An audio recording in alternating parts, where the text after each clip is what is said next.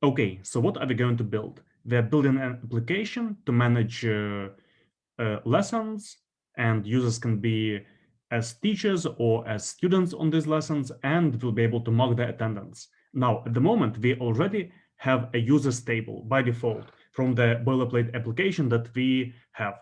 And a user has an email and a user has roles. It's an admin, a student, a manager. So this is the begin that we've already got. And we're going to actually build this application in a few steps.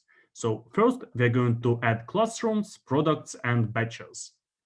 Then we're going to add lessons. We're going to generate lessons based on a schedule of a batch. Then we're going to add enrollments. So users will be able to be enrolled to a batch. And then we're going to add attendances. Now, don't try to understand everything here at once. We'll go by all the steps one by one. So first of all, what is a batch?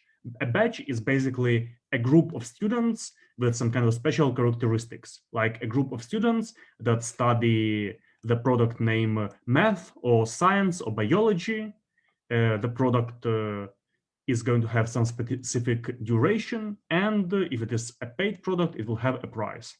There will be classrooms, so imagine there is a school or a university, and there can be many classrooms, and there will be a teacher of this batch. Now, a batch could have been named a group or a student group or whatever, but I decided to name it batch because it's, well, a more original word, and we're going to get used to it. Of course, if you have a better name, you can use it, or you can give you advices in the comments what a batch can be.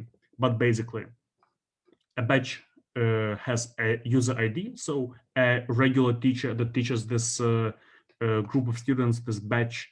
Then there is a regular classroom, there is a product, so the subject that is taught in the batch, and there is the schedule. Now, a schedule is basically the days, so Monday and Wednesday, for example, at 3 o'clock. And based on this schedule, we're going to generate lessons.